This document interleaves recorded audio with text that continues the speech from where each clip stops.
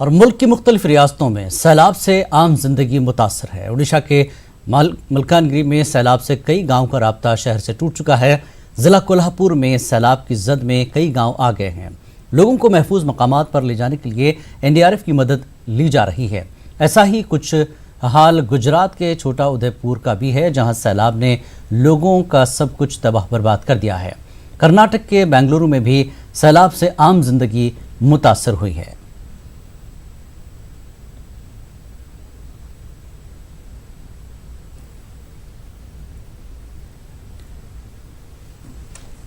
और आइए रौफ अहमद हल्लूर हमारे नुमाइंदे कर्नाटक से हमारे साथ रास्ते जुड़ चुके हैं। मूसलाधार बारिश की वजह से कर्नाटक में भी सूरत हाल ठीक नहीं है। रौफ, क्या जानकारी दे रहे हैं, क्या अपडेट आप देंगे इस वक्त, किस तरह की सूरत हाल है? जी देखिए, जिलानी रियासत के शुमाली अजला में हालात अबतर बने हुए हैं जी। साहिली अजला में भी हालात ख़राब हैं।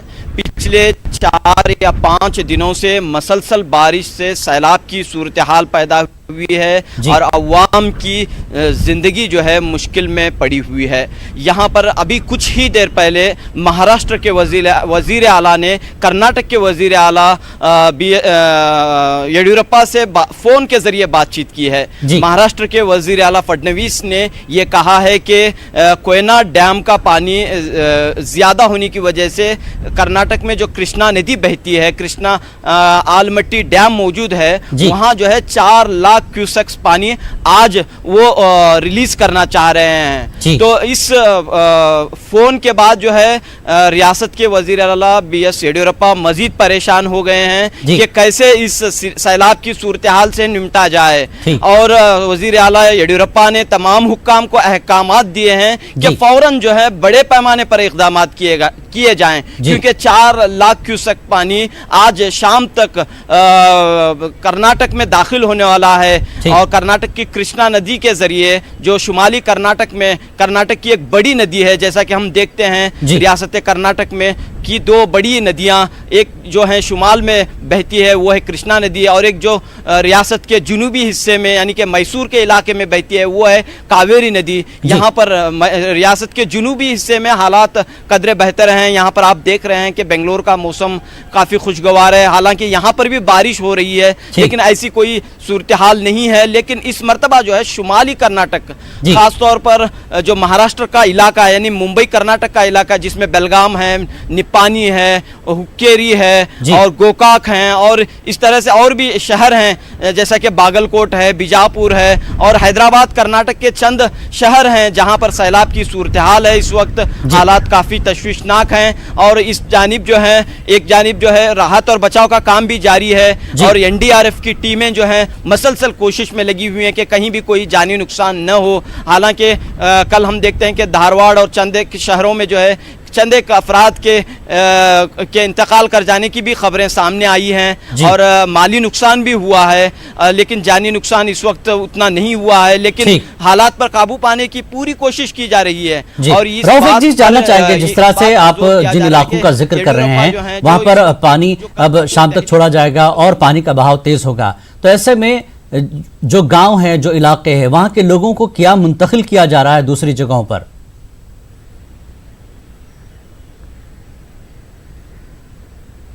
जी देखिए, पिछले 2-3 दिनों से ही जो है मुंतकली का काम जारी है। ख़ास तौर पर देहात के लोगों को महफूज मकामात पर मुंतकिल किया जा चुका है। और भी जो है जिस तरह से जिस अंदाज में महाराष्ट्र के वज़ीर आला ने इतला दी कि मज़ीद जो है पानी का बहाव ज़्यादा हो सकता है, तो इसके पेश नज़र मज़ीद इक़दामात की जानिब रियासती हुकूमत पहल कर रही है। इस वक्त जो है एमरजेंसी मीटिंग भी जो है वज़ीर आला येडियुरप्पा ने तलब की है ताकि पूरे हालात पर फ़ौरन जो है काबू में लाया जाए, काबू पाया जाए और मज़ीद जो है हिफाजती इंतजामात किए जाएं। जी रौफ, एक चीज़ और अचानक, जिस तरह से हैदराबाद कर्नाटक के इलाकों का भी आपने जिक्र किया है, तो क्या इस पानी का बहाव इतना तेज़ होगा कि ये हैदराबाद कर्नाटक के इलाके भी यहाँ पर मुतासिर होंगे? तो फिर हैदराबाद कर्नाटक के इलाकों की हम बात करें तो क्या तेलंगाना में भी इसका असर पड़ेगा, अगर हम सरहदी इलाकों की बात करते हैं?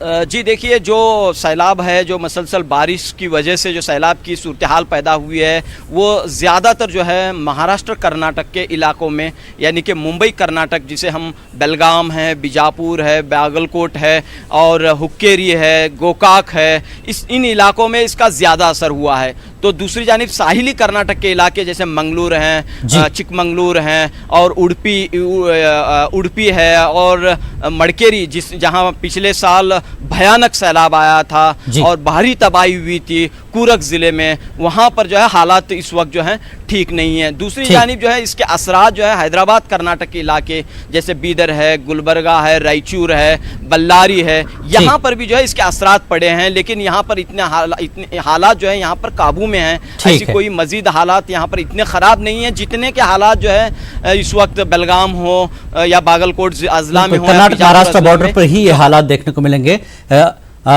तेलंगाना और कर्नाटक के बॉर्डर के जो इलाके हैं उतना असर यहाँ पर नहीं होगा। बहुत बहुत शुक्रिया रऊफ इस पूरी जानकारी के लिए। और आगे बढ़ते हैं, वादी में सयाहों के लिए एडवाइजरी के बाद अगरचे शोर आफाक डल झील में सयाह नजर नहीं आ रहे हैं, ताहम दीगर मसरूफियात की वजह से ये तवज्जो का मरकज बना हुआ है। मौजूदा हालात के चलते ये झील लोगों को ताज़ा सब्जियां फराहम कर रही है। पेश है ये रिपोर्ट और हमें दीजिए इजाजत। आदाब।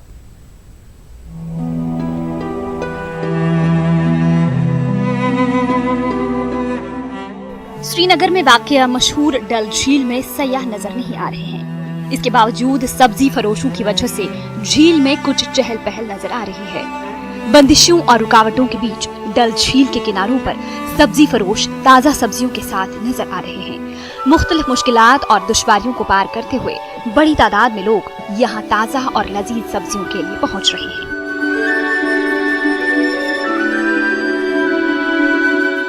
सारी न्यामत डल ये नेरान सोरे ये नेरान लुकस 2-4 हथ आए सुबह मे नश बाकी लगभग नावस 2-4-5 ये पे नेहरू पार्क तान तब डल गेट तान 500 नाव मे नश आए 2-4 हथ नफर इथे पे बेस नश आम नफर 4-5 हथ बाकी एरिया बोड़ एरिया अत यह सोरे नेरान यह न्यामत ये सब्जी हर कह आइटम। आम लोग, खासतौर पर आसपास के इलाकों के लोग डल के किनारों पर सब्जियां खरीदने के लिए आते हैं।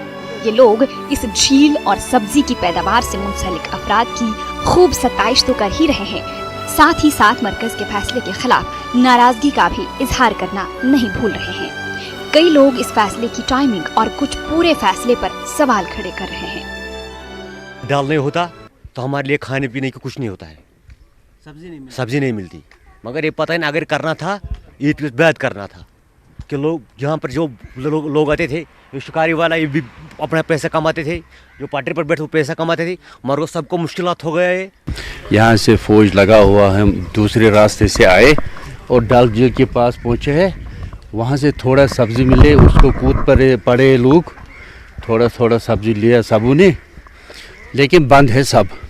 इंडिया गवर्नमेंट कहते थे बड़ा करूँगा, बड़ा हो जाएगा कश्मीर में। हमें सोचा कुछ न कुछ हो जाएगा, लेकिन रातों रात इन्होंने यहाँ से कश्मीर को अपनी पहचान हटा दिया। इसे बहुत मुश्किल हो जाएगा।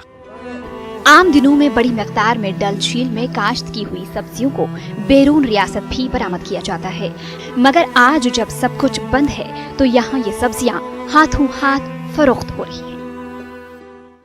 डल झील में भले ही आज सयाहों की रौनकें ना हों, लेकिन ये झील सिर्फ सयाहों के लिए, सैर सपाटे के लिए मशहूर नहीं है, बल्कि यहाँ लजीज और उम्दा सब्जियाँ इस झील में पैदा होती हैं। और आज इन मुश्किल हालात में ये सब्जियाँ यहाँ खेती करने वाले लोग आम लोगों को मैसर रखते हैं ताकि वो इन मुश्किल हालात का मुकाबला कर सकें। नवाज़ के साथ शबीर अहमद,